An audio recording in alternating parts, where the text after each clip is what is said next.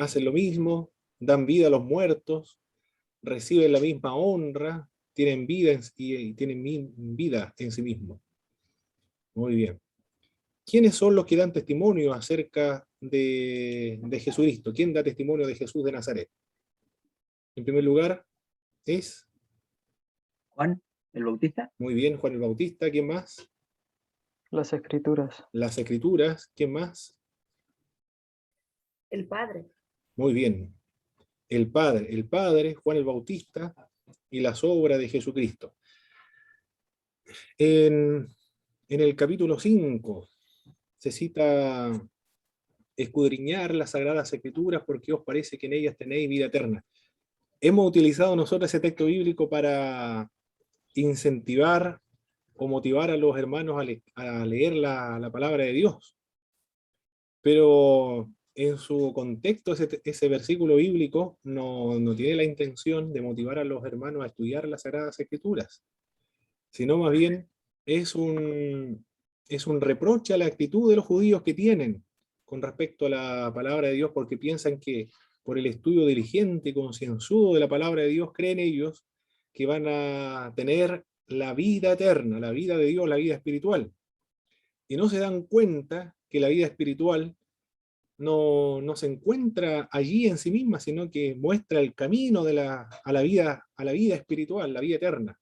Porque dan testimonio acerca de Jesucristo. Cristo es la vida. Para obtener la vida, entonces, se debe recurrir a Jesucristo. Ese texto hilo lo menciono porque lo hemos cometido en reiteradas ocasiones para estimular la lectura de la Biblia. Yo creo que en su iglesia ocurre exactamente lo mismo, pero estudiando el texto con otras versiones actualizadas, la palabra de Dios, uno se da cuenta que es un reproche que le da Cristo a los que pretenden encontrar la vida eterna estudiando las Sagradas Escrituras. Pero en realidad son las que dan testimonio de Jesús de Nazaret. Muy bien, eso fue lo que estuvimos viendo entonces la clase anterior. Y ahora vamos a ver el método que emplea Jesús para la alimentación de la multitud, la reacción de los discípulos ante el problema de la alimentación de la multitud, también lo que dice Jesús a los judíos en el episodio de Jesús, el pan de vida, también describir la forma en que los judíos consideran a Jesús según el Evangelio de Juan. Va a comentar la reacción de los discípulos de Cristo al observar las enseñanzas y las obras de Jesús, y por qué Jesús fue rechazado por los judíos, por sus hermanos, y qué opinaba la gente acerca de quién era Jesús de Nazaret y qué dice Jesucristo de sí mismo. Eso es lo que vamos a ver a continuación en esta clase con la ayuda del Señor. ¿Dónde estábamos? Tenemos que ver esto de aquí. Muy bien.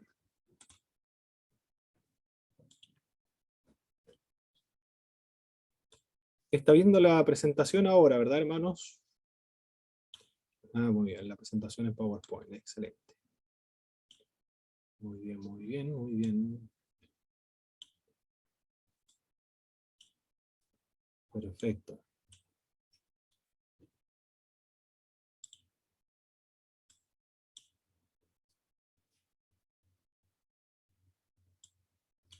Los capítulos que tenemos que analizar ahora son los capítulos 6, el 7, hasta el capítulo 7. 6 y 7, dos capítulos vamos a analizar en esta oportunidad.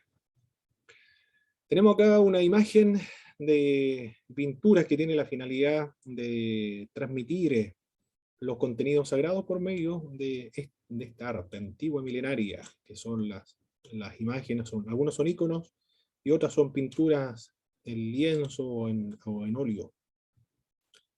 Aquí estamos viendo que la fe cristiana ha producido grandes obras de arte.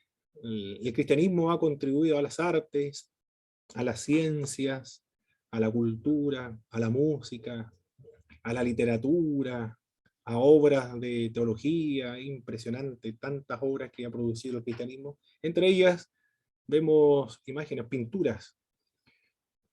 Este es el primer cuadro, relata la alimentación de los 5000. Fue pintada en 1620 y 1623. Es un óleo sobre tela de Giovanni Lanfranco. Él se destacó en las pinturas cristianas. Y el otro mucho más antiguo, este es el europeo.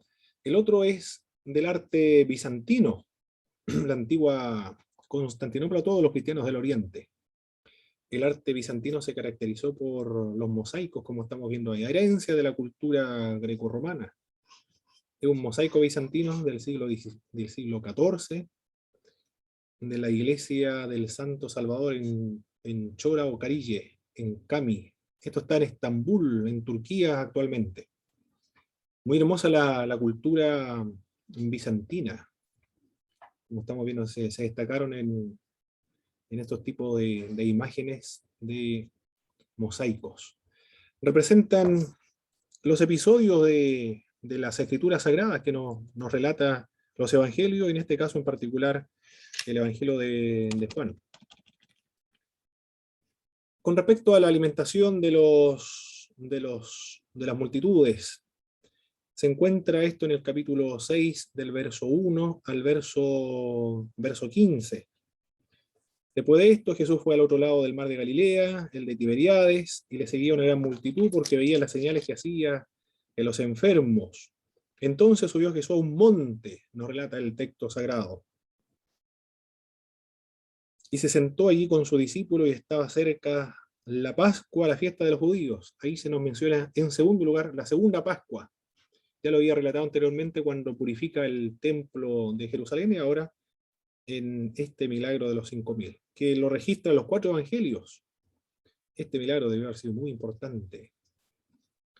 La ocasión en que se lleva a cabo este extraordinario milagro de nuestro Señor fue al otro lado del mar de Galilea, en Tiberias, nos dice el verso 1, y cerca de la fiesta de la Pascua. El método que emplea el Señor Jesucristo para producir este milagro extraordinario, primero vio la necesidad de las personas. Vio una gran multitud que estaba recostada, y estaba cerca de la fiesta de la Pascua. Cuando alzó Jesús los ojos y vio que había venido a él gran multitud, dijo a Felipe: ¿de dónde compraremos pan para que coman estos? Vio la necesidad de las personas y pide la colaboración de Felipe en el verso 5, en el verso 6. ¿De dónde compraremos pan para que coman estos? Pero esto decía para probarle, porque él sabía lo que había de hacer. Pide la colaboración de Felipe en el verso 5, en el verso 6.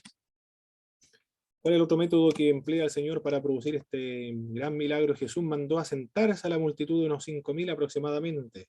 En el verso 10, entonces Jesús dijo: haced recostar la gente, y había mucha hierba en aquel lugar, y se recostaron como el número de 5.000 varones. Nos dice el verso 10. Se van a organizar entonces. Primero vio la necesidad, después pide la colaboración de parte de sus discípulos, y luego organiza a las personas para que se sienten. Luego bendice los alimentos y reparte entre los discípulos. Lo que sobró debían recogerse la cesta, lo dice el verso 11 al verso 12. Y tomó Jesús aquellos panes, y habiendo dado gracias, los repartió entre los discípulos, y los discípulos entre los que estaban recostados, asimismo de los peces cuanto querían. Y cuando se hubieron saciado, dijo a sus discípulos: recoged los pedazos que sobraron para que no se pierda nada. Esto es lo que nos menciona este milagro de la alimentación de los 5.000. El relato de la tradición sinóptica, es decir, lo que nos comentan los evangelios sinópticos, recogido por Juan, se inspira en un relato similar protagonizado por Eliseo en el segundo libro de Reyes, capítulo 4, verso 42-44, de la multiplicación de los alimentos. ¿Qué es lo que nos está relatando el evangelio con este antecedente? ¿O qué es lo que nos quiere transmitir Jesucristo y también el Espíritu Santo, que inspira a los evangelios y también el evangelio de Juan registrarlo? Primero, se está comparando la obra y el ministerio de Jesucristo como los profetas del Antiguo Testamento. De hecho, él es el profeta por excelencia. Está indicando el texto bíblico, más adelante lo van a mencionar los judíos también. Él es el profeta que habría de venir, el profeta que nos comenta el libro de Deuteronomio. Dios va a levantar profeta de entre ustedes, a él oíd. Eso lo dijo Moisés en el libro de Deuteronomio. Dios prometía al pueblo de Israel que Dios iba a levantar un profeta de entre la multitud. Entonces, en este pasaje bíblico, los sinópticos nos quieren transmitir esa idea de que Jesucristo es el profeta por excelencia, el, el más grande de los profetas, o que ejerce el ministerio profético, porque revela él mismo a Dios. Eso es lo primero que podemos indicar con respecto al significado de este milagro.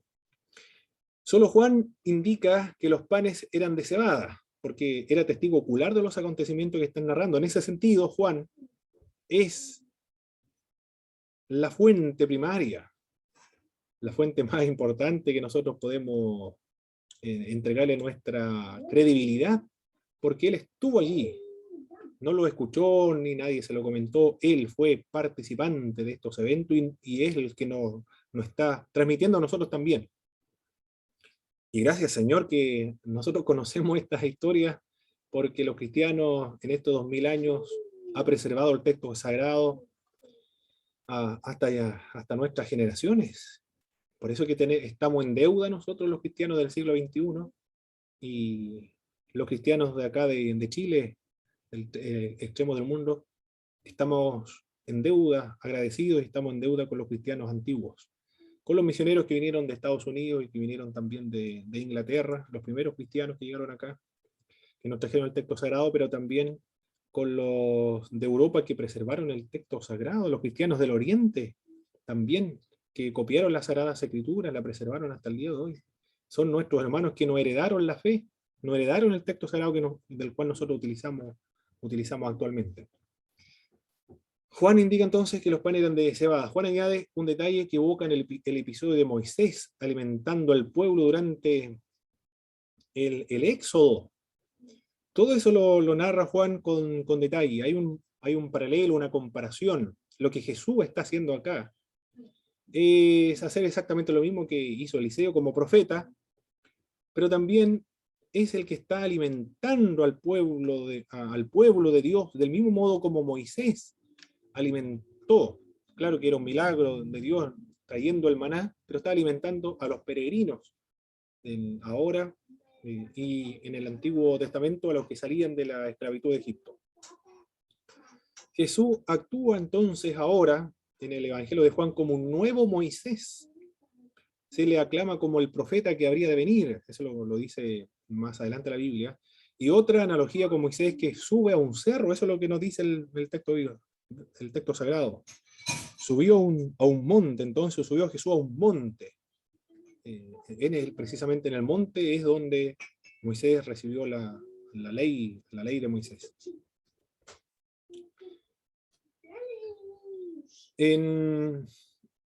Bueno, esto es lo que nos quiere transmitir el texto sagrado. Y con respecto a las explicaciones que se han dado a este pasaje bíblico, son varias explicaciones. Primero, ¿qué hicieron los discípulos ante el problema? Felipe lo veía como algo insuperable. ¿De dónde sacaremos pan? ¿De dónde compraremos pan para que coman tantas personas? Andrés lo veía como un obstáculo muy grande, el verso 8 y el verso 9. Uno de sus discípulos, Andrés, hermano de Simón Pedro, le dijo: aquí está un muchacho que tiene 5 panes de cebada y 2 pececillos más. ¿Qué es esto para tantas personas? Los discípulos repartieron los panes entre la multitud, nos lo dice el verso 11, recogieron lo que sobró y para que no se perdiese nada. Eso fue lo que hicieron los discípulos ante el problema que estaban frente a ellos. ¿Y qué hacía la multitud? Después de haber este milagro tan extraordinario en el verso 15, pero entendiendo Jesús que iban a venir para apoderarse de él y hacerle rey, volvió a retirarse al monte él solo. Lo quisieron hacer rey. Y seguían a Jesús por las señales que hacía con los enfermos, lo dice el verso 2, confirmaron que Jesús es el profeta que habría de venir en el verso 14. Aquellos hombres entonces viendo la señal que Jesús había hecho, dijeron: este verdaderamente es el profeta que había de venir al mundo. Y de hecho se está cumpliendo y se cumplió la profecía. Y esta generación está viendo, esto es lo más sorprendente para ellos, que están viendo el cumplimiento de las profecías de 1500 años antes de ellos. Frente a sus ojos, este es el profeta que había de venir, del cual nos profetizó Moisés. que Dios le había prometido a él, que iba a levantar un profeta de entre el pueblo, a él debía oír. Con respecto a este milagro, no todos creen que fue algo sobrenatural. No sé si alguien habrá escuchado las explicaciones de estos milagros, hermanos, en algún documental por ahí, en alguna revista. ¿Qué opinan los racionalistas con respecto a a este milagro que ocurrió de la alimentación de los 5.000?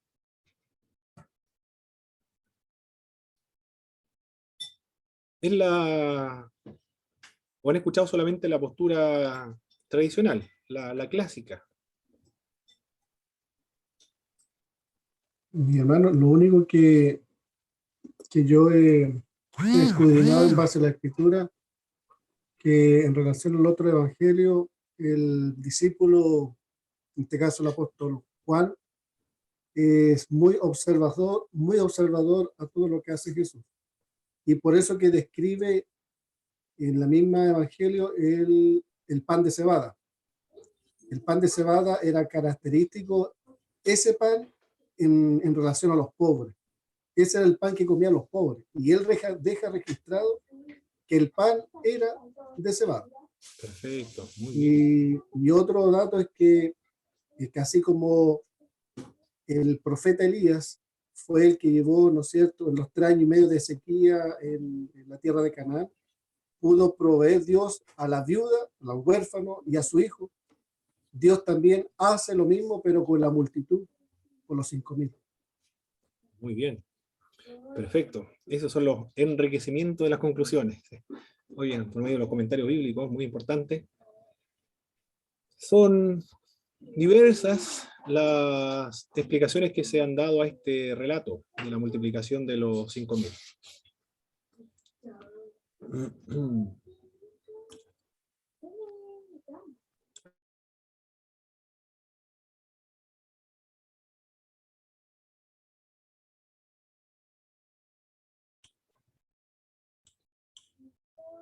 Una de las explicaciones que se han dado, bueno, la más conservadora es que efectivamente con estos panes y peces se pudo alimentar una multitud de 5.000. Pero no todos creen lo mismo, porque recuerden que dentro del mundo cristiano evangélico, esto es lo más lamentable, que sean evangélicos, porque en el mundo católico por lo menos hay una postura, una sola, porque hay una cabeza, y hay un magisterio también. Y aquellos que opinan diferente, hay problemas de cisma, como está ocurriendo actualmente con la Iglesia alemana, Iglesia Católica Apostólica Romana de Alemania. No, ni siquiera ellos quieren hacerse una iglesia nacional, sino que quieren separarse del catolicismo romano, no para unirse a las iglesias evangélicas, sino para formar otra nueva iglesia. Pero estas congregaciones, lamentablemente, adoptaron la ideología de género, el matrimonio homosexual. Interpretan la Biblia en base a la filosofía, las ideologías modernas, y el liberalismo teológico y el racionalismo. Está ocurriendo exactamente lo mismo con la Iglesia Metodista Unida, la Iglesia Metodista Unida de los Estados Unidos. Se llama Unida porque dos iglesias que se dividieron en un momento de la muerte de John Wesley se unieron no recuerdo el año, por eso se le denominó Iglesia Metodista Unida de los Estados Unidos. Pero este año 2021 se produjo un quiebre de esta denominación importante de los Estados Unidos, la tercera más grande de los Estados Unidos, a nivel mundial también. Fue grande esta división. No en Chile, porque la iglesia metodista en Chile es del 67, es una iglesia autónoma. Y fue producido exactamente por lo mismo de la ideología de género, porque algunas iglesias, la Iglesia Metodista Unida está casando a los homosexuales y está aprobando la identidad de género. Y no solamente eso, sino que dentro de sus clérigos, dentro de los pastores y pastoras, son homosexuales, son lesbianas, y pueden ejercer el ministerio pastoral el ministerio tanto de hombres y mujeres, estando casadas con otra mujer, y estando casados con otro hombre dentro de los pastores. No tienen problema para esta iglesia, por lo tanto se formó otra iglesia que es la iglesia metodista global. Está en todas partes la más grande porque son conservadores, pero el grupo minoritario reducido quedó con el nombre antiguo, Iglesia Metodista Unida de los Estados Unidos. Aquí en Chile, con la iglesia luterana, está ocurriendo exactamente lo mismo, los del norte, y siempre por la razón es la misma, de la ideología de género.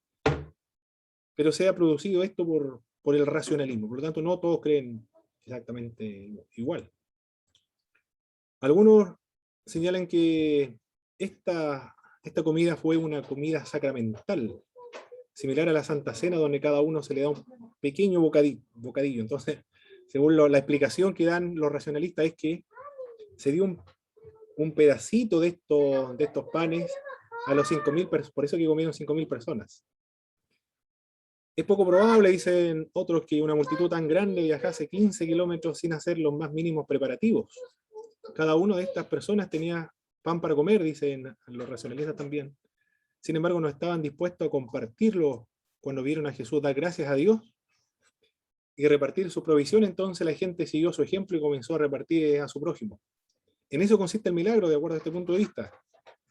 No en que se haya producido la multiplicación de manera sobrenatural, sino que el milagro consistió en el corazón de estas personas se volvió generosa, de tal manera que compartió los panes que llevaba con el prójimo, con sus vecinos.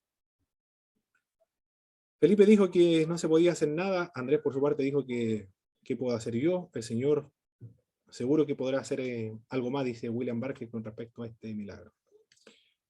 Otras explicaciones que son conservadoras también, es decir, este milagro fue sobrenatural, de estos panes se produjo una multitud, de tal manera que alimentaron a 5.000 personas.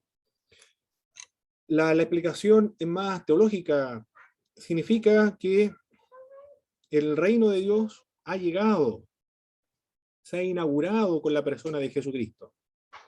Los tiempos escatológicos han llegado con la persona de Jesús de Nazaret. Los tiempos escatológicos se caracterizan por ausencia de enfermedad, ausencia del demonio, donde los sanos, hay personas sanas ahora, los enfermos son sanados, una era donde habita el Espíritu de Dios, el Espíritu Santo de Dios, pero también donde se producen los grandes banquetes. Con el reino de Dios se producirán los banquetes. Los banquetes siempre son muy generosos, de tal manera que siempre va a sobrar alimentos. Por lo tanto, los 4 evangelios registran este evento, es la explicación más teológica que lo he escuchado, para indicar que el reino de los cielos ya ha llegado. Por lo tanto, ha comenzado el banquete celestial. Los tiempos escatológicos se inauguraron con Jesús de Nazaret, y ya con este milagro el Señor indica que ha comenzado este banquete. Por eso que hay sobra de esta comida que han brindado. Esas son todas las explicaciones que se han dado a este milagro de la alimentación de los 5.000. ¿Cuáles son las aplicaciones prácticas, las lecciones espirituales que usted puede extraer de este milagro de la multiplicación de los panes y de los peces, hermanos?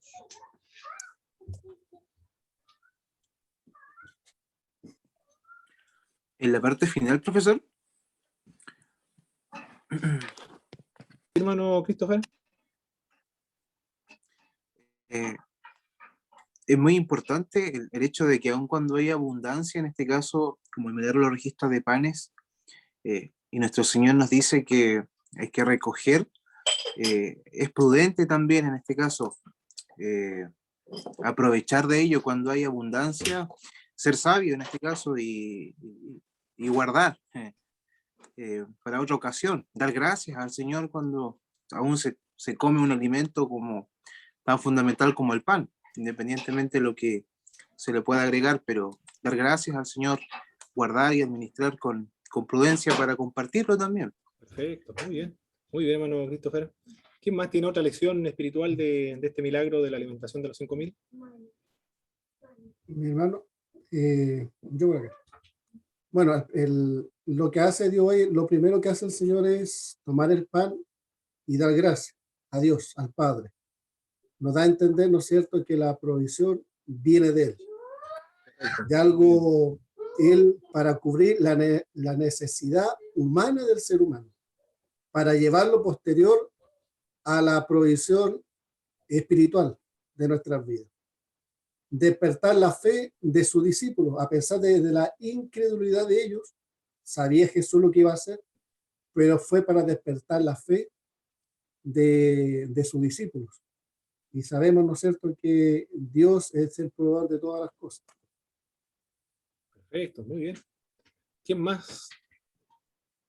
Hermano Bernabé, Pastor Cristian, hermana Belén, Lanay.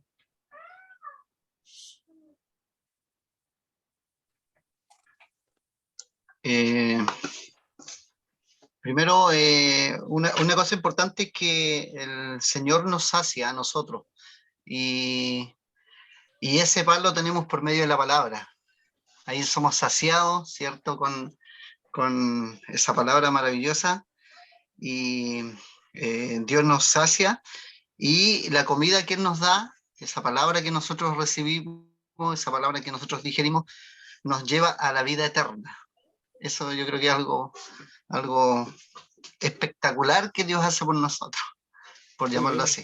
Muy bien, hermano Bernabé. Perfecto. ¿Alguien más? Hermano Paulo. Sí, hermano Henry. Dice acá la palabra que cuando ellos vieron la señal, entonces creyeron que este era el profeta que había de venir.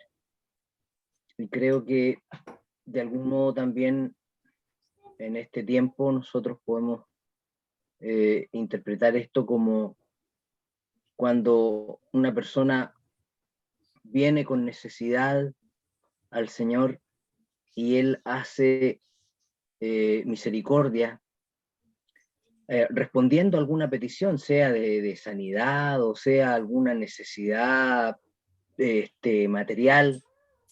Entonces esto viene a ser de algún modo, tal como dice aquí la Escritura, una señal para que este nuevo creyente, por decirlo así, afirme su fe y realmente crea que es Dios quien está obrando en su favor. Perfecto, muy bien, muchas gracias. En otras palabras, quiero decir que es una señal precisamente para los que se acercan. Perfecto. Buscando la ayuda. Muy bien. Lo otro, ¿Sí? sí, ahí también nos da una enseñanza a nosotros, Jesús, a través de Felipe. ¿Cuántas veces nosotros, yo pienso que todos nosotros en algún momento de nuestras vidas hemos visto nuestra despensa? Quizá a lo mejor puede haber algo mínimo y metemos las manos en los bolsillos y vemos que tenemos poco dinero. Y muchas veces ponemos nuestra confianza en algo material, en algo que nosotros tenemos una fe muchas veces puesta en el dinero y en lo humano. Y ahí Dios nos demuestra la fe del pesimista, que somos pesimistas en algún momento de nuestras vidas. Y Dios nos demuestra que para Dios es el Dios de lo imposible. Amén. Muy bien, muchas gracias, hermano Jaime. Lo otro también es que Jesús de Nazaret no solamente predicó el evangelio a los pobres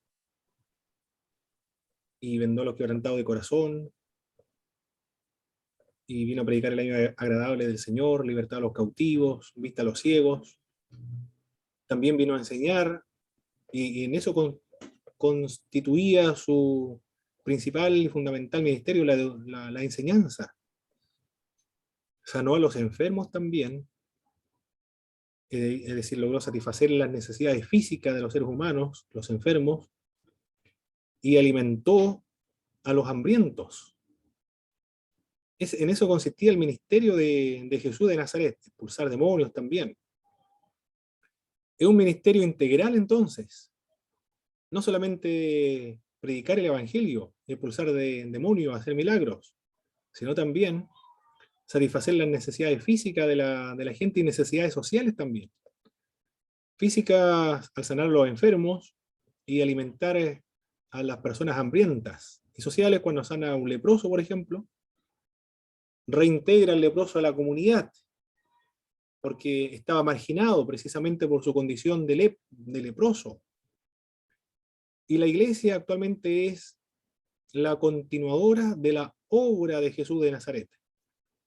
Y cada uno de nosotros es continuadora de la obra de Jesús, de la misión de Jesús de Nazaret.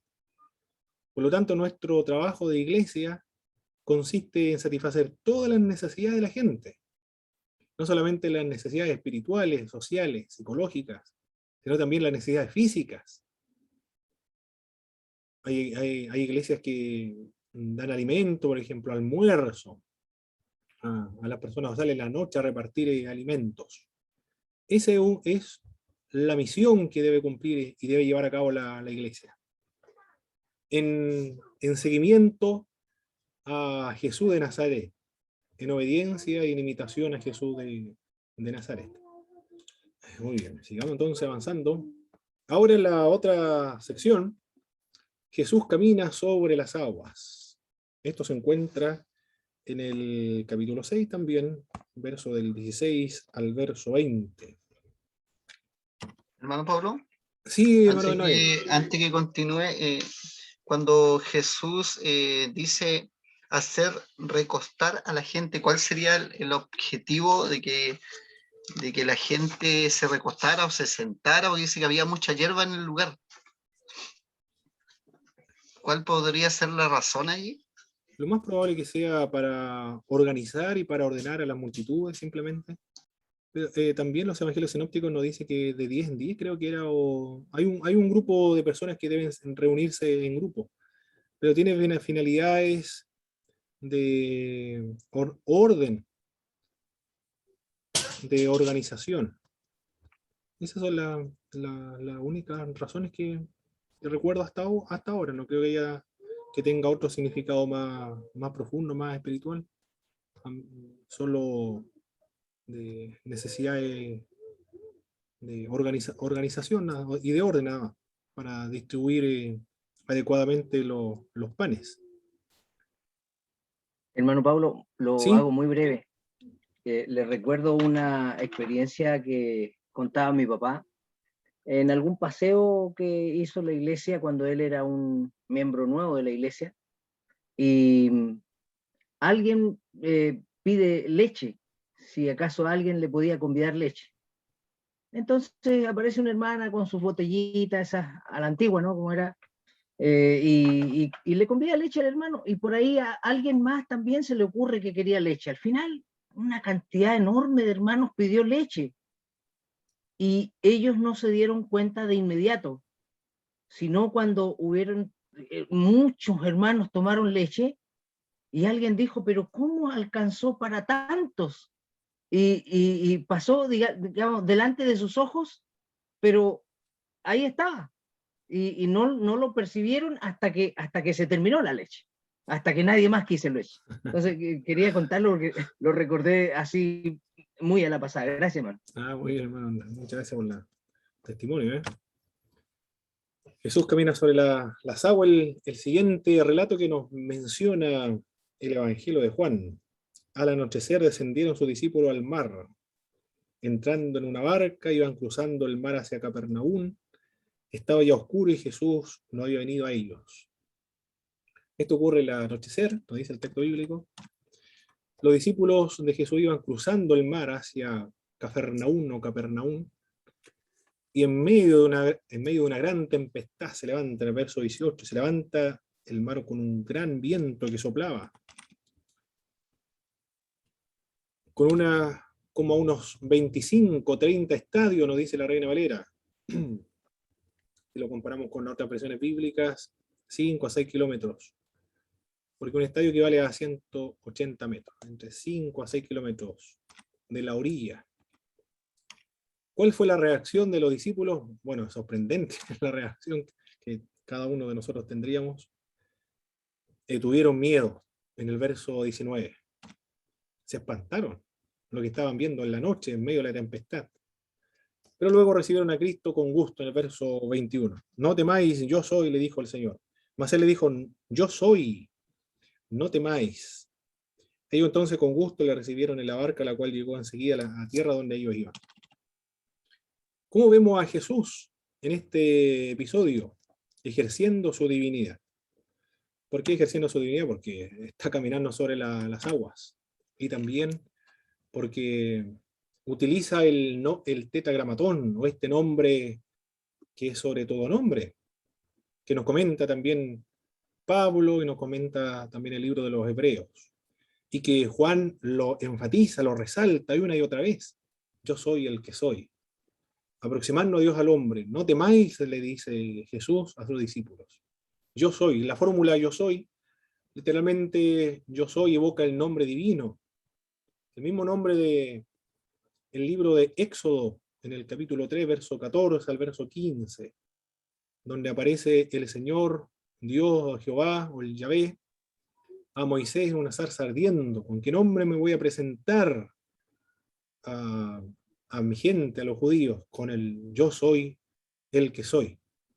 Muy bien, con ese nombre se presenta entonces el Señor y lo enfatiza una y otra vez el autor del Evangelio de Juan, salvando y llevando al hombre a su destino en el verso 21, porque enseguida llegaron a tierra.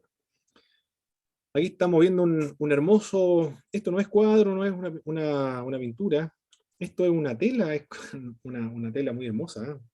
Como un mantel, pero todo esto está hecho en tela, yo no sé cuánto se habrán demorado, pero es muy hermoso la tela. Está en una iglesia, en una capilla, no sé en qué capilla está, pero ahí está. Vieron a Jesús, dice la versión Reina Valera, andaba sobre el mar.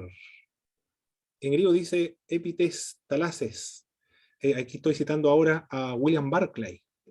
William Barclay, uno de los comentaristas, bueno, ya fallecido, pero uno de los mejores comentaristas del siglo XX al idioma castellano, pero él tenía unos problemas, eran muy hermosos los comentarios de William Barclay, pero él tenía problemas del racionalismo también. No creía que Jesucristo fuera concebido por el Espíritu Santo. En la concepción virginal, no lo creía. Y en algunos comentarios, por ejemplo, Cristo caminando sobre las aguas, él tampoco lo creía. Esto es lo que dice él. Donde se traduce por junto al mar de Tiberiade, es decir, a la orilla. Esto es lo que quiere decir la frase caminando a la orilla y no en el mar, dice William Barclay. Pero no solo la Reina Valera 1960 traduce caminando sobre las aguas. Todas las versiones bíblicas traducen lo mismo. La Biblia de América, la Biblia de Jerusalén, la Palabra de Dios para todos, la Dios habla hoy, la Nueva Traducción Viviente, todas la interpretan como caminando sobre las aguas, no sobre la orilla. Por lo tanto, todos los traductores bíblicos, hay un consenso ahí. Lo que nos dice los originales es que Cristo efectivamente estaba caminando sobre las aguas. Como siempre lo hemos pensado, la perspectiva clásica más tradicional o más conservadora, porque los liberales no creen en ningún milagro, por lo tanto es obvio que lo van a interpretar dándole una explicación natural nada más. Acá tenemos otro cuadro de Jesús caminando sobre el agua, un óleo de un pintor ruso.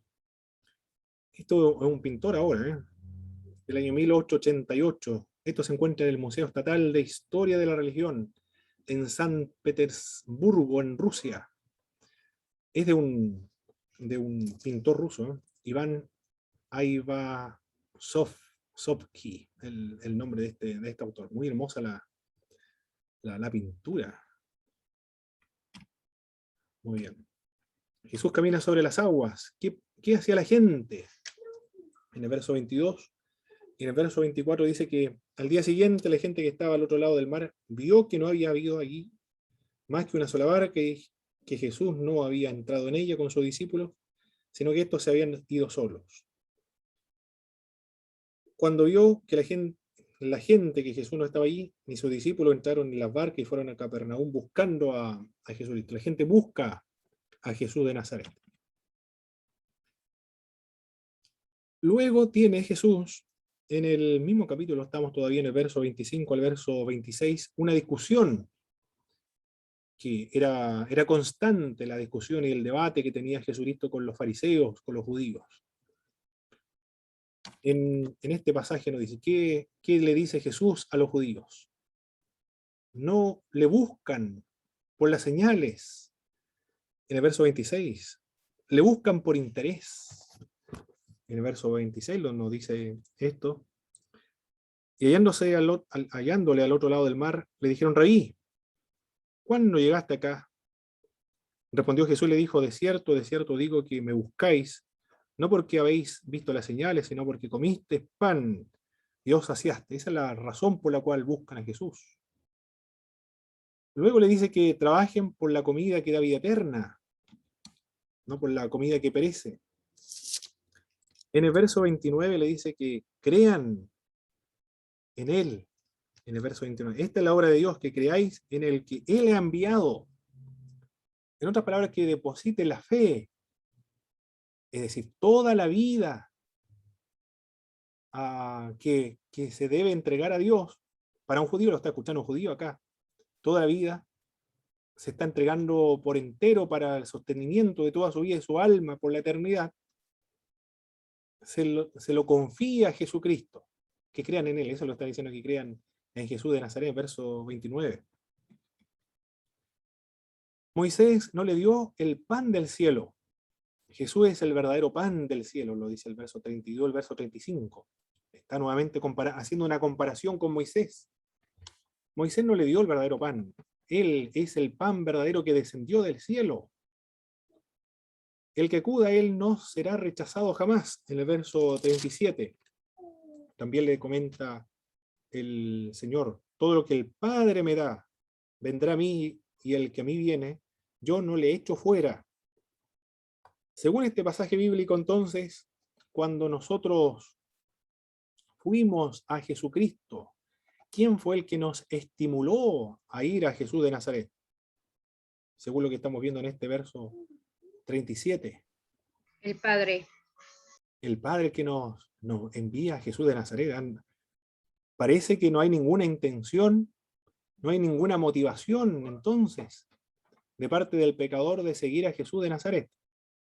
Si Dios no estimula el corazón y el alma de la gente, entonces no iríamos a Jesús. Y el que va a Jesús no lo echa fuera. Claro, no lo va a echar fuera porque el creyente es un don de Dios Padre al Hijo. El regalo de Dios Padre al Hijo son los creyentes, lo que estamos viendo acá en este pasaje bíblico. ¿Así lo ve usted o no, hermanos? Los creyentes son dones de Dios Padre a su Hijo. Somos el regalo de Dios Padre a Jesús de Nazaret. ¿Lo ve así o no? ¿O lo contempla de ese modo, no?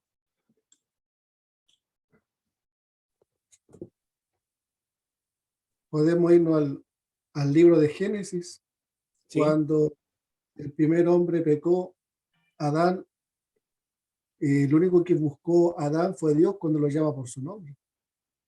Muy bien, parte de la iniciativa divina, el buscar a los seres humanos, ¿eh? Pero es muy hermoso esto de que los creyentes sean dones y regalos de Dios Padre al Hijo. No lo había visto así hasta este instante y sí, de verdad, es muy, hay que saborearlo. Eso nos dice el texto, ¿eh?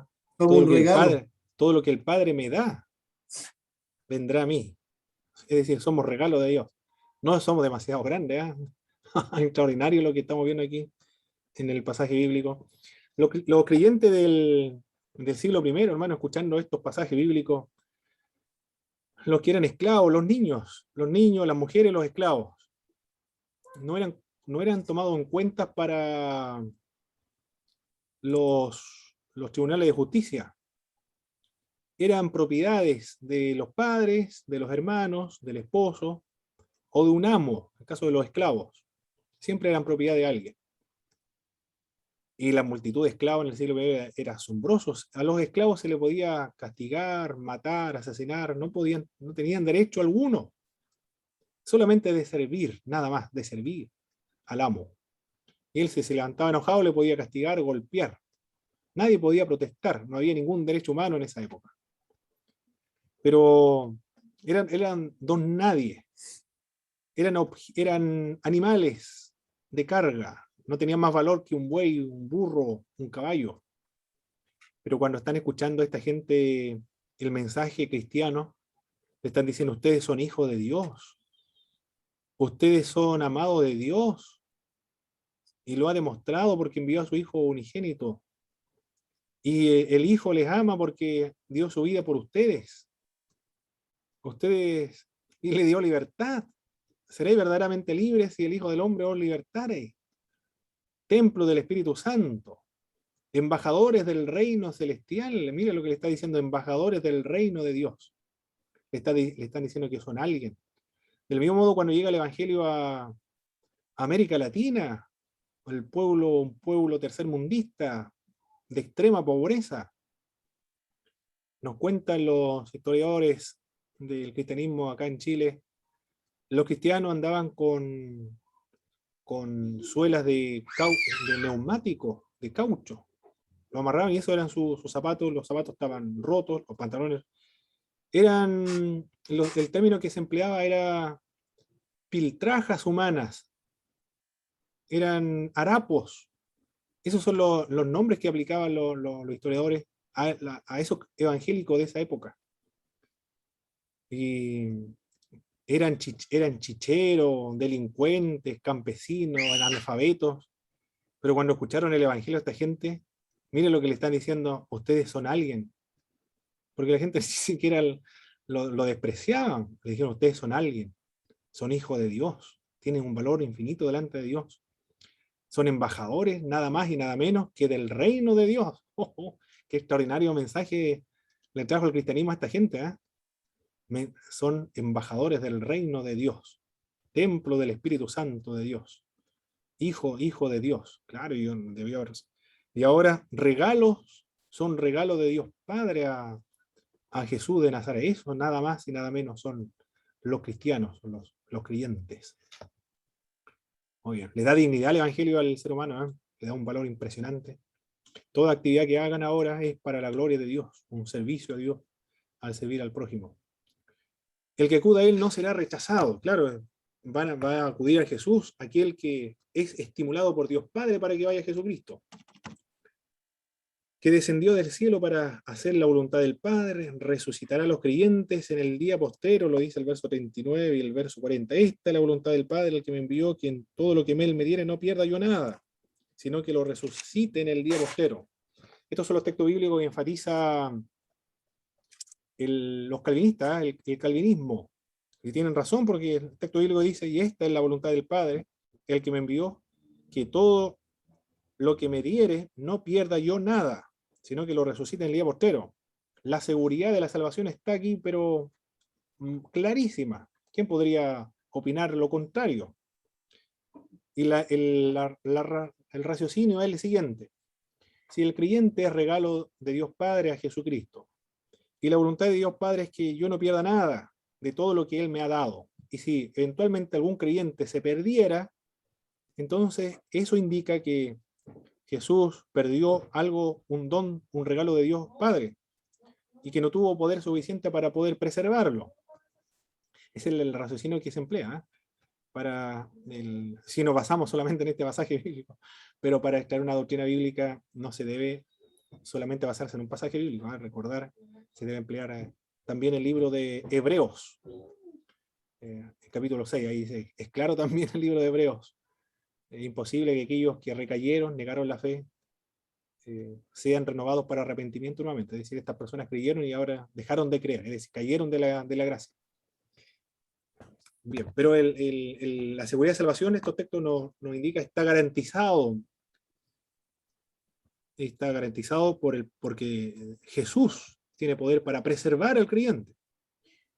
Pero tampoco va a obligar al creyente de que siga creyendo, porque el creyente puede abandonar la fe, dice el libro de Hebreos también. Por eso estos dos puntos del calvinismo al milenismo son dos caras de una misma moneda, son dos perspectivas, dos visiones. Están viendo uno la soberanía de Dios y el otro la responsabilidad de los seres humanos, y ambas son bíblicas. como lo vemos en la escritura en general. Hermano Pablo, según mi Biblia aquí habla acerca de la voluntad perfecta de Dios y la voluntad permisiva de Dios. Muy bien. Muy bien, muy bien. Perfecto, hermano Bernabé. La voluntad permisiva de Dios, ¿cierto? El hombre tiene la facultad, se podría decir, de arrepentirse y creer y confiar Correcto. en Dios. Así es. Muy bien. Y lo otro, hermanos, del verso 44. El verso 44 dice, ninguno puede venir a mí si el Padre que me envió no le trajere, y yo lo resucitaré en el día postrero. En griego esa palabra es el kisi, y el kisi es arrastrar a la fuerza, arrastrar. Cuando el apóstol Pablo arrastraba a los cristianos a los tribunales, es la misma palabra el kisi, es lo que hacía el apóstol Pablo. Arrastraba a la gente, para desenvainar, sacarlo con fuerza a la espada. El vocablo, el kisi es que el Padre, lo dice aquí, ninguno puede venir a mí si el Padre que me envió no le trajere. Se pierde la fuerza cuando se traduce al castellano, ¿eh? Porque le trajere, es decir, el Padre le trae. Pero el kisi, la palabra en griego el kisi es que el Padre lo agarra acá fuerte y lo arrastra a Jesús de Nazaret, lo lleva a la fuerza. Implica de parte del creyente resistencia. Es decir, yo me resisto. Claro, en su experiencia, hermano, ¿quién no se ha resistido al Evangelio? Si lo hemos experimentado aquello. Por misericordia somos creyentes ahora, por misericordia, gracias Señor. Pero fuimos arrastrados por el Señor, nos hablaron varias veces y nos burlamos del Evangelio de la gente que hablaba de Cristo. Pero es porque el Padre nos estaba llevando, arrastrando a Jesús de Nazaret. Y nosotros opusimos resistencia. Claro, fue un milagro esto de que seamos creyentes ahora, un milagro extraordinario. Porque el Espíritu de Dios nos persuadió, nos convenció de pecado, juicio y justicia. Nos dio el don de fe, el don del arrepentimiento. Nos llevó a la rastra a Jesús de Nazaret. Después produce en nosotros el querer como el hacer por medio de su buena voluntad. Y Jesucristo sigue haciendo la obra en nosotros. El que comenzó en nosotros la buena obra lo perseverará, lo preservará y lo perfeccionará, nos presentará perfecto en Cristo Jesús al final de los tiempos. Toda la obra, entonces, lo que estamos viendo aquí en el Evangelio de Juan, toda la obra de la salvación desde su inicio, luego el proceso y finalmente cuando culmina el proceso de la salvación, todo depende de Dios, del Padre, del Hijo y también del Espíritu Santo de Dios. De acuerdo, lo que vemos aquí en el, Ahí, hermano, en el Evangelio de Juan. ¿Sí?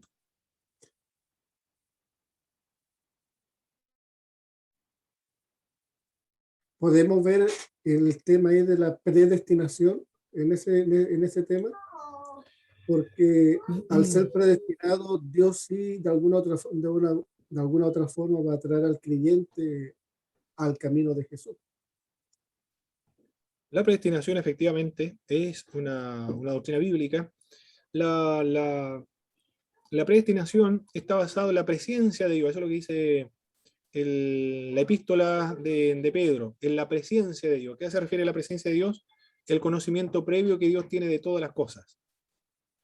Eso no significa, no quiere decir que hay un grupo que Dios ha determinado y ha decretado desde antes de la fundación del mundo, sin considerar el libre albedrío de los creyentes, quiénes se van a salvar y quiénes se van a perder. Eso no quiere decir aquello del libre albedrío y de la presencia de Dios, sino que desde antes de la fundación del mundo, Dios sabiendo de manera anticipada quiénes van a ejercer el libre albedrío a favor de la gracia de Dios, a esas personas Dios predestinó, considerando el libre albedrío de las personas, o conociendo cómo van a ejercer la voluntad de las personas, a esas personas Dios predestinó.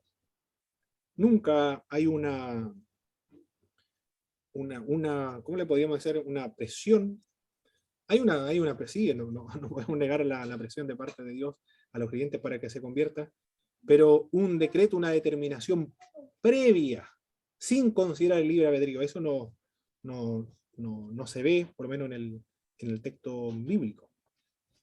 Porque está la posibilidad de creer y de resistir, está esa posibilidad. El calvinismo dice que no existe posibilidad de resistir, porque no cree en el libre albedrío. Me acuerdo, Agustín de Hipona se perdió, es como un burro que está en la intersección de dos caminos. Ese burro, si lo monta Satanás, va a ir donde Satanás va, si lo monta Dios, irá donde Dios va. Es decir, no tiene posibilidad alguna de escoger, pues está muerto en delito y pecado. Pero la Escritura también habla acerca del que algunos resisten, y un reproche. Esteban reprocha a los judíos de resistir siempre el Espíritu de Dios. Por lo tanto, está esa posibilidad del resistir. Y la obligación del creyente es creer y arrepentirse también, y perseverar también en la fe, perseverar hasta el fin, porque esas son responsabilidades propias del creyente. Y si persevera, el Señor lo va a preservar también a él para que no caiga.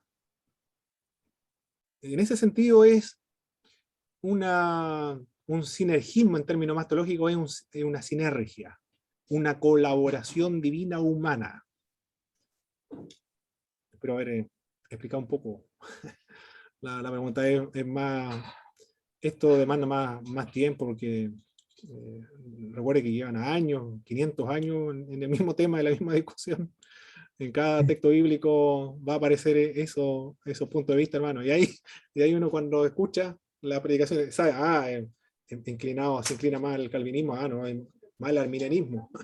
No, a este hueleyano totalmente. Bueno, ahí se ve, hay que conocer la postura. Pero eso no se puede evadir, va a salir en varios textos. Bueno, aquí vemos algo muy hermoso. Dios nos arrastró a Jesús de Nazaret. Qué maravillosa noticia esto. Nos arrastró a Jesús de Nazaret. Estos pasajes indican las razones por las que los judíos rechazaron a Jesús. ¿Por qué los judíos rechazaban a Jesús? Juzgaban según las escalas de valores humanos y motivos externos también. A Jesús no se le aceptaba porque era un artesano, un carpintero, y que procedía de una familia humilde, y allá de Nazaret, ¿no? Tiene que ser de acá, de la capital, de Jerusalén, no de Nazaret, de Galilea. Estaban también atestados de razonamientos personales, discutían entre ellos. Oyeron, pero no aprendieron, porque hay varias maneras de oír. Algunos oyen para criticar, es decir, quiero saber qué es lo que está enseñando esta persona para poder luego criticar. Otros escuchan con resentimiento, otros con aire de superioridad. Me acuerdo de los talleres de profesores, un profesor dijo la actitud de los estudiantes cuando el primer año, cuando llegan los estudios, no todos llegan con la misma motivación, Algunos llegan con la finalidad, vamos a ver, ¿qué es lo que me puede enseñar este profesor?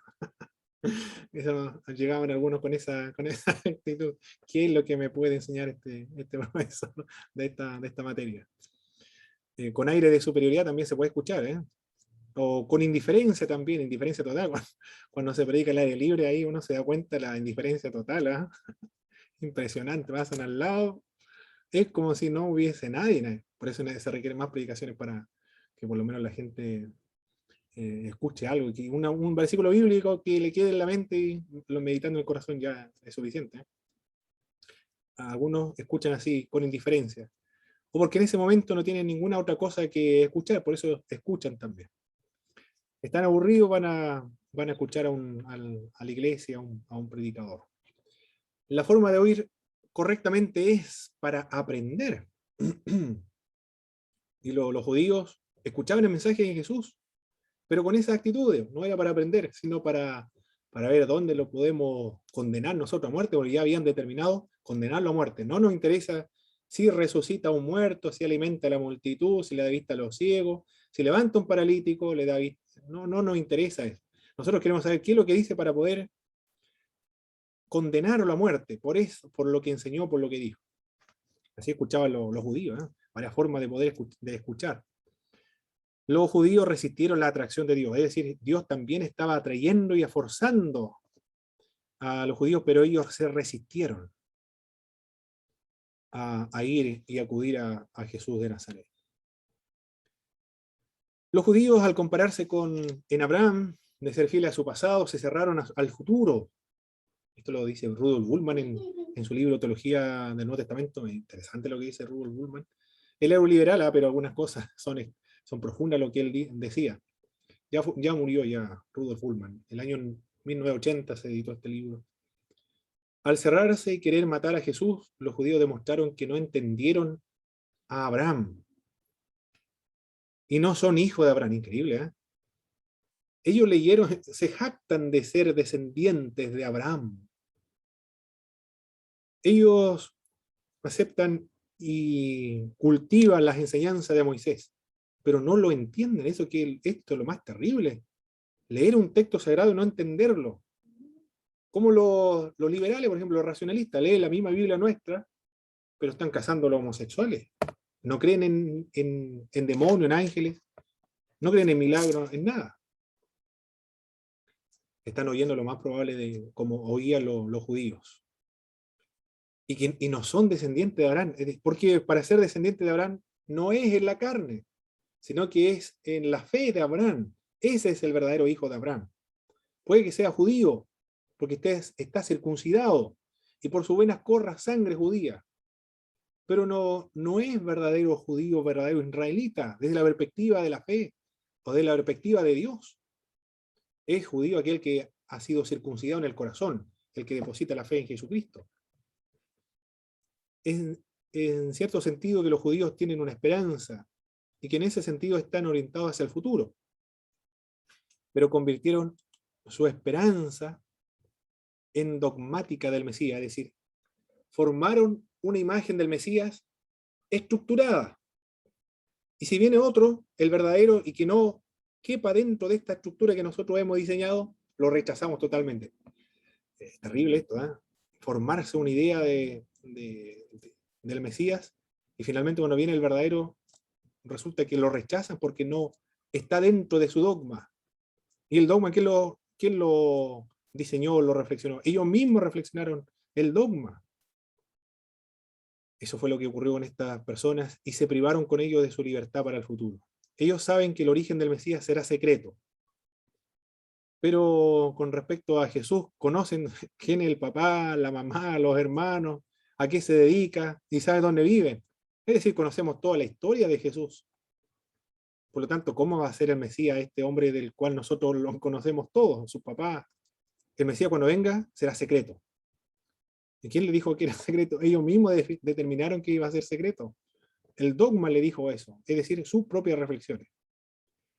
La verdad se pervirtió a los judíos cuando trataron de constatar la revelación con criterios humanos. Ese fue el problema. En el verso 37, ¿qué nos dice el verso 37? Todo lo que el Padre me da vendrá a mí, y el que a mí viene yo no le echo fuera. El cristiano es un don de Dios Padre a su Hijo Jesús de Nazaret. ¿Qué le dice Jesús ahora a los discípulos?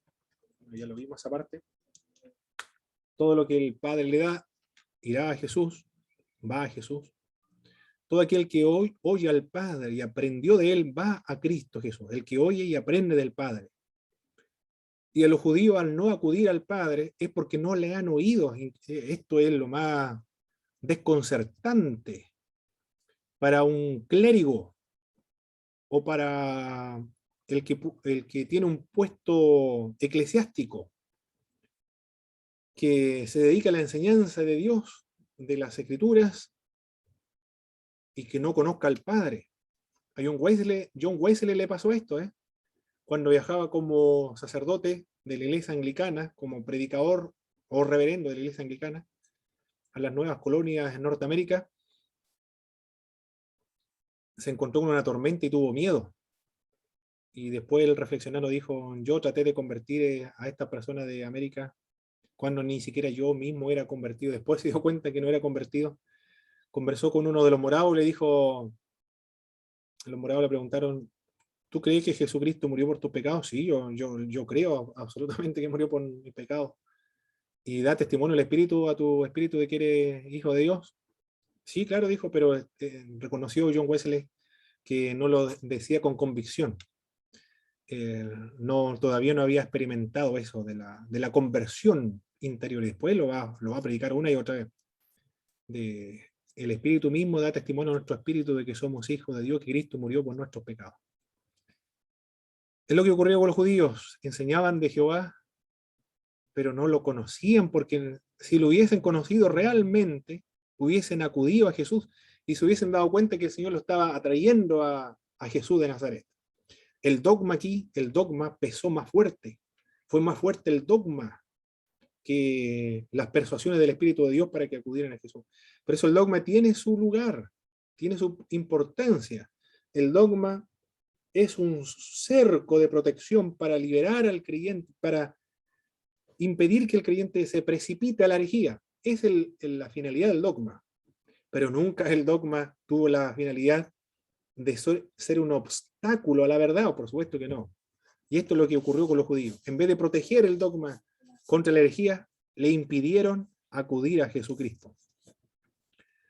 Ha visto al Padre y ha sido enviado por el Padre. No, esto ya es algo que no lo pueden tolerar, concebir los judíos. Viene del Padre, ha estado con el Padre, ha visto al Padre, pero si a Dios nadie lo ha visto jamás. ¿Cómo él dice que ha visto al Padre y ha sido enviado del Padre? Ahí ha descendido del cielo también. Son enseñanzas demasiado elevadas y altas para un judío. El que cree en él también tendrá vida eterna, pero si se supone que para tener la vida eterna, los judíos que están haciendo para tener vida eterna escudriñan la Escritura, y por ser descendiente de Abraham, por guardar el día sábado, y también por practicar la circuncisión. Ya están asegurados los judíos. Pero ahora le está diciendo que crean en él para tener la vida eterna. Esto es desestabilizar toda una creencia, una estructura doctrinaria que está en su mente. Por eso le rechazaron, se entiende que la hayan rechazado. Y después le dice, es el pan de vida que el que coma de él no morirá. El verso 48, el verso 50. Bueno, todos estos textos bíblicos no lo estamos leyendo ahora para avanzar rápido, pero usted ya lo ha leído para responder sus tareas, ¿cierto? Porque es lo mismo que se encontraba en sus tareas, que debía leer para responder las tareas. Perfecto. El pan que descendió del cielo es su cuerpo. En el verso 51 nos dice el pasaje. Yo soy el pan vivo que descendió del cielo. Si alguno comiera de este pan, y vivirá para siempre. El pan que yo le daré es mi carne, la cual yo daré por la vida al mundo. Estoy leyendo un libro ahora de Martín Lutero, hace tiempo que quería comprarlo. Es de una historiadora, no es cristiana, se nota que no es cristiana porque presenta a Martín Lutero no con la finalidad de exaltar al reformador, sino de presentar a Martín Lutero como el hombre, como un hombre con todas sus debilidades. Uno queda escandalizado un poco con Martín Lutero,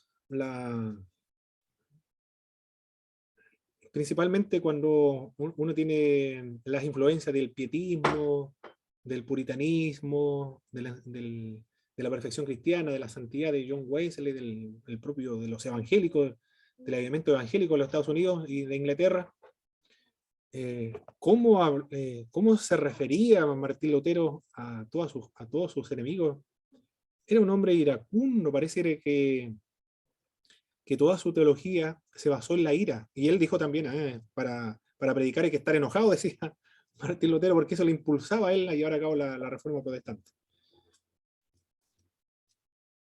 Y Martín Lutero nunca renunció a la doctrina católica esta de la transubstanciación. Claro que como ella no es teóloga, es una historiadora solamente, cuando escribe no precisa bien estos términos, la transubstanciación y la consubstanciación, porque Martín Lutero lo que no renunció fue a la consubstanciación, pero la transubstanciación sí, había renunciado a esa idea del catolicismo romano, pero conservó la idea de la consubstanciación, es decir, Cristo está presente debajo de estos elementos, alrededor y debajo de estos elementos, pero no esencialmente, sino por debajo de los elementos. Le fue muy difícil a él renunciar a esta parte de la cena del Señor. cuando hubo un debate con Zwinglio y también con Eckhart, creo que se llama el gran enemigo de Martín Lutero, un enemigo teológico nada más, porque personalmente no lo protegió en varias ocasiones a Eckhart, creo que el nombre.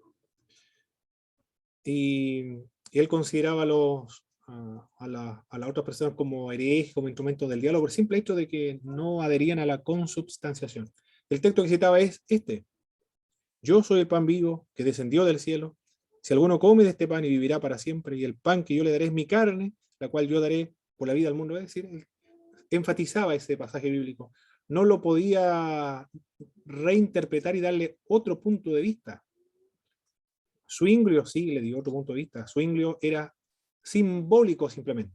Es una representación, pero no es un símbolo, no es real, no se transforma milagrosamente en el cuerpo de Cristo. Los anabaptistas creían exactamente lo mismo. Juan Calvino dijo que espiritualmente está presente ahí. Todos nosotros los evangélicos que consideramos la cena del Señor como simbólico simplemente, tenemos la herencia de los anabaptistas, y de Ulrico Zwinglio también. Bueno, los anabaptistas surgen de Ulrico Zwinglio, de ahí de los cantones de Suiza. En Basilea, de ahí surgen estos grupos anabaptistas. Esas son la herencia anabaptista nuestra, de la cena del Señor. Es simbólico simplemente, ojo. Pero Martín Lutero no renunció a ese punto de vista. Hasta el día de hoy el luteranismo ve así la Santa Cena, como la presencia por debajo, alrededor de estos elementos. ¿Qué más dice el autor? Para tener vida eterna, ser resucitado y permanecer en Jesús, se requiere comer su carne y beber su sangre. ¿Cómo lo entiende usted, hermanos y hermanas, este pasaje? ¿A qué se refiere comer su carne y beber su sangre? Para tener parte con Jesús de Nazaret. ¿Cómo lo entiende usted, hermano Michel? El autor Cristian Bárcenas también, hermana Belén, hermana Miriam. Hermano Pablo. ¿Sí? Me parece que, apreciación personal, ¿no? Es como apropiarse de él. Yo pongo este ejemplo para entenderlo yo, al menos. Cuando como un pan, cuando el pan va a mi interior, deja de ser pan, es decir, ya es parte mía. Y cuando hablamos de esto, yo así lo asimilo, es decir, no sé explicarlo en realidad, es que Jesucristo es parte mía, ¿no? Exacto, Eso. muy bien. En un sentido espiritual. Sí, hermano Vicente. Fíjese que justo lo que mencionó el hermano, yo también lo tenía en mente. Ya. Acerca de apropiarse, de no solo creer en el Señor, sino apropiarse de lo que no solamente lo que Él dijo acerca de sí mismo, no solo lo que la Escritura también testifica acerca de Él, lo que sus obras también revelan acerca de Él, sino también entenderlo de esta forma, como lo dijo el hermano. El ser humano físicamente necesita pan para tener fuerza, en sí vida. El alma también necesita el pan espiritual. Este pan espiritual constituye el Cristo, el único que puede dar vida espiritual.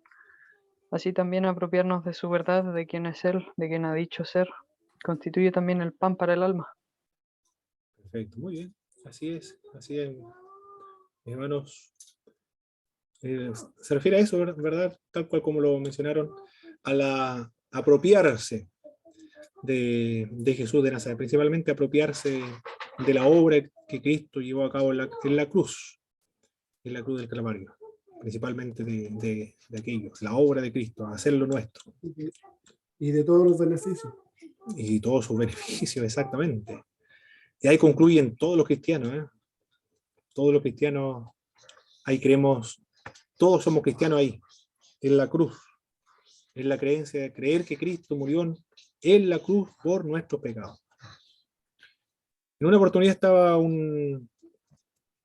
era un arzobispo de la iglesia de Antioquía, era un monje de la iglesia de Antioquía. 8 idiomas hablaba el predicador.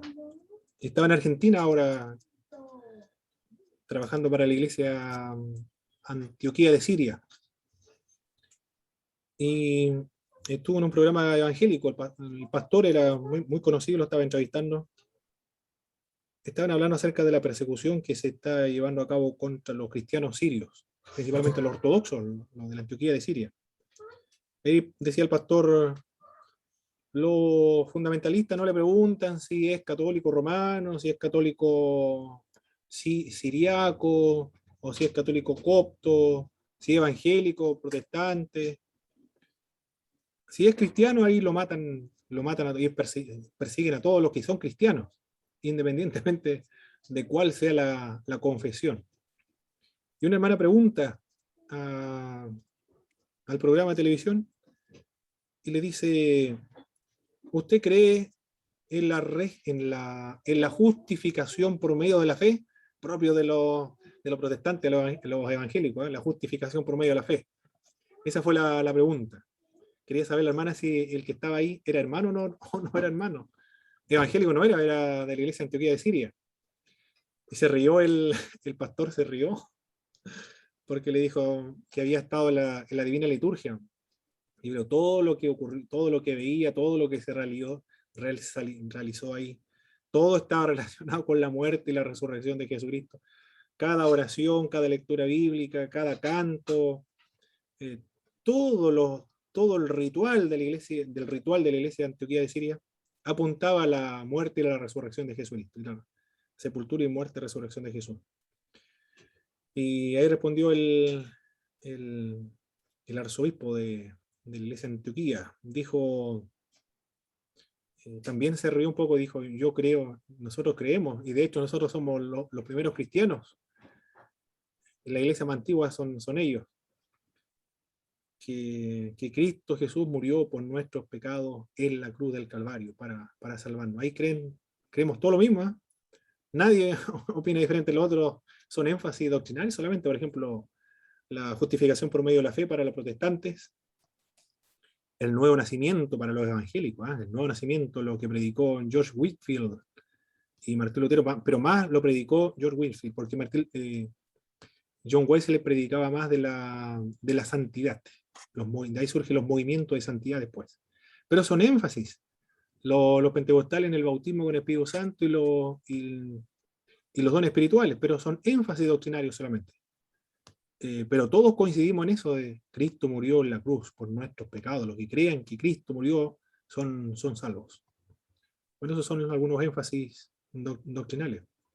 No sé cuáles son los otros énfasis de nuestras iglesias evangélicas, hermanos, que ustedes han logrado visualizar. Los neopentecostales, prosperidad, ese es el énfasis de los neopentecostales, la teología de la prosperidad, pues, maldiciones generacionales también. Pero siempre son énfasis que distinguen a las iglesias evangélicas. Bueno, no sé. También lo lleva a tener la comunión fraternal en el cuerpo de Cristo, porque a través de la muerte y los beneficios de Cristo, como el Hijo está unido al Padre, Cristo también desea que la iglesia esté unida en sí como cuerpo de Cristo, unido a Cristo. Ah, perfecto. Y bueno, nos lleva a la fraternidad entre hermanos, de amarnos los unos a los otros. Bueno, esa es la idea de la Santa Cena, ¿eh? Porque los corintios, cuando hacían distinción de clases, es decir, los pobres y los ricos comían aparte, algunos se enfermaron, murieron, y otros estaban debilitados precisamente porque no distinguieron el cuerpo de Cristo, es decir, la iglesia. En ese pasaje de Corintios se juega el cuerpo de Cristo, es decir, la cena, el pan, el vino, cuerpo de Cristo, la sangre de Cristo, pero también se considera el cuerpo de Cristo la iglesia, y al no distinguir aquello, entonces comen juicio para sí mismo. Claro, eso representa, somos un solo cuerpo. Muy bien, ya vimos ese punto. ¿Qué veían los judíos en Cristo Jesús? Distintos puntos de vista, ¿eh? ¿Qué veían en él? A un maestro, a un hombre nada más. Estamos en el capítulo 6 todavía, verso 25. Él es un maestro, nada más, rabí, le dijeron. Un hombre, verso 41-42. Murmuraban entonces de él los judíos porque había dicho, yo soy el pan que descendió del cielo, y decían, ¿no es este Jesús el hijo de José, cuyo padre y madre nosotros conocemos? ¿Cómo pues dice este del cielo descendió? Otros decían que Jesús es un predicador de enseñanzas ininteligible, verso 52. Entonces los judíos contendían entre sí diciendo, ¿cómo puede este darnos a comer su carne? Es decir, lo que está enseñando es algo muy difícil de discernir. ¿Y qué hace el Padre? Señala al Hijo, ha puesto su sello en él, su sello de aprobación también, da el verdadero pan del cielo, verso 32, envía a los creyentes a Jesús, verso 37, y envía a Jesús al mundo. Voy a pasar a la siguiente. La otra, esta es. Pues ya estamos en la hora que quería ver los otro punto. Esta. También las personas que escuchaba a Jesús, algunos decían, estamos en el capítulo 7 ahora, decían, es una buena persona. Otros decían, no, es un engañador. Está engañando con sus predicaciones, verso 12. Otra vez Jesús le habló diciendo, yo soy la luz del mundo, el que me sigue no andará en tinieblas, sino que tendrá la luz de la vida. Entonces los fariseos le dijeron, tú das testimonio acerca de ti mismo, tu testimonio no es verdadero. Estaba en el 8 del capítulo 7, verso 12. Había una gran multitud que murmuró acerca de él. Unos decían, es bueno. No, sino que engaña al pueblo. Otros decían también que era alguien admirable. Otros decían, está endemoniado, en el verso 20. Tiene demonios. Otros decían, no, es un hombre simplemente. Otros decían, no, él es el Cristo, en el verso 31. Muchos de la multitud creyeron en él y decían, el Cristo cuando venga hará más señales que la que hace este. Claro, se convencieron que era Cristo porque estaba haciendo muchas señales que eran evidentes, notorias. Pero estas señales los judíos también lo veían. Todas las personas veían las mismas señales. Es que las señales son mal interpretadas. Se pueden producir confusión, mala interpretación, o también escándalo. Otros decían, es un profeta, no alcanzaba para Cristo, es un profeta nada más. Un hombre que habla como ninguno, decían los que fueron enviados por los fariseos. Y cuando lo escucharon decir, este hombre habla como ninguno, ¿acaso ustedes también fueron engañados? Igual que estas personas sin letra, es decir, sin conocedores de la ley, no conocían la ley. Bueno, esas son todas las opiniones que la gente tenía acerca de Jesús, distintos puntos de vista y enfoque del Mesías. También en el mundo académico, en estos últimos 200 años, se ha dicho que Jesucristo es un judío marginal. Estos son libros completos de 100 de 1000 páginas para escribir, para enfatizar o para confirmar que Jesús simplemente era un judío marginal. Otros investigaron que era un profeta escatológico nada más. Un profeta del cambio social, dijeron otros. Un sabio, o la sabiduría de Dios. Otros decían que Jesús es un ser humano del espíritu. Otros investigadores académicos actuales dicen que es un filósofo cínico itinerante, más helenista que judío en una Galilea totalmente helenizada. Y un carpintero. Ese es Jesús para los académicos. Para el mundo popular latinoamericano, ¿quién es Jesús de Nazaret? Juan Macay dice que piensa que el Cristo que llegó acá a América Latina por los españoles, de paso al occidente, fue encarcelado, dice él, en España. El Jesús de Belén, que nació en Belén, fue encarcelado ahí en España, hasta ahí quedó, en España. Y los españoles trajeron otro Cristo, por eso el libro es El Cristo Español, el otro Cristo. Mientras que otros tomó su nombre, se embarcó con los cruzados españoles hacia América Latina. Un Cristo que no nació en Belén, sino que nació en Norteáfrica. Refiriéndose, el Cristo que trajeron los españoles fue un Cristo musulmán, que no enseñó la conversión por medio del amor, de la paciencia, como tuvo con Nicodemo, por ejemplo, por medio de la persuasión, sino a golpe, a espada, como lo propio de los musulmanes, a la fuerza, por medio de la fuerza de las armas. Así llegaron los españoles a predicar el Evangelio a América Latina. Así se concibe a Cristo. Otros lo conciben como un millonario, lo de la teología de la prosperidad, un multimillonario. Si hoy estuviera presente, dicen lo de la doctrina de la prosperidad, andaría en un Rolls Royce, en un jet privado, se hospedaría en los hoteles de 5 estrellas, tendría un equipo de multimillonarios, sería un magnate. Y la gente, todo el mundo lo seguiría porque sería el paradigma de una persona próspera. Y así otros, lo de la teología de la liberación, lo conciben como un revolucionario que anda con metralletas. Si estaría Cristo hoy, dicen lo de la teología de la liberación, sería un revolucionario social, un Fidel Castro. Imagínense un Fidel Castro. Dios mío, un comunista, eso sería un comunista más, nada. Y otros lo consiguen como un derechista de la extrema derecha, un nacionalista, un patriota. Hay Cristos para todos los gustos. Al Cristo que debemos reverenciar, adorar, seguir, el Cristo que nos enseñó el Evangelio de Juan, los Evangelios, la Biblia, y lo que nos enseñó la Iglesia en estos 2000 años de cristianismo, para no terminar perdidos como lo de la doctrina de la prosperidad con lo de la doctrina con la teología de la liberación. Hubo otros, muy bien. Eso era lo que teníamos que ver, mis estimados hermanos. Nos empezamos a ver un repaso porque ya estamos en la hora. Mañana le voy a enviar el examen para que lo envíen durante la noche. Así Hermano, sí, hermana Miriam. sabe que tengo una duda en la tarea 3, no sé si le puedo preguntar ahora, donde dice Adelante. que hay que realizar una comparación entre Moisés y Jesús. ¿Ya? Sí, correcto. Esa es la tarea 3.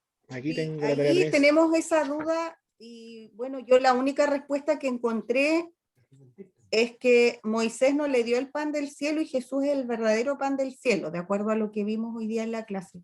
Perfecto. Pero eso tiene que ser respondido de acuerdo al pasaje bíblico que estamos viendo. Sí, y si le falta un espacio, ahí tienen que formular usted misma otra diferencia. ¿Qué pusieron los demás hermanos? Que Moisés y Jesús ambos eran profetas. Muy bien. Bueno, es una analogía, es un contraste. Una comparación está bien, muy bien. ¿Qué más? Los judíos circuncidaban el día sábado en cumplimiento de la ley de Moisés, pero se enojaron cuando el Señor Jesucristo sanó a un hombre por completo en el mismo día de reposo. Muy bien. Bueno, ahí está separado, se distanció un poco del pasaje bíblico, pero era más cercano al versículo bíblico. El maná está en el contexto del maná. Moisés no dio El maná de Moisés era para Israel, sí. Y Jesús era el maná para todo el mundo. Muy bien, hermano Bernabé. Perfecto. Para el mundo pecador. Exacto. Gloria a Dios. Los que comieron el maná del desierto, ¿qué pasó con ellos? Perecieron. Muy bien, Cristo no morirá jamás, ¿eh? Jesús es el maná para vida eterna. Exactamente, sí, así es. Moisés no dio el verdadero pan, Jesús da el verdadero pan. Moisés dio el maná, pero todos murieron. Jesús da vida eterna. Moisés el siervo y Jesús es el hijo. Muy bien. Pero lo que mencionó el hermano Bernabé se me olvidó ya, no lo había visto.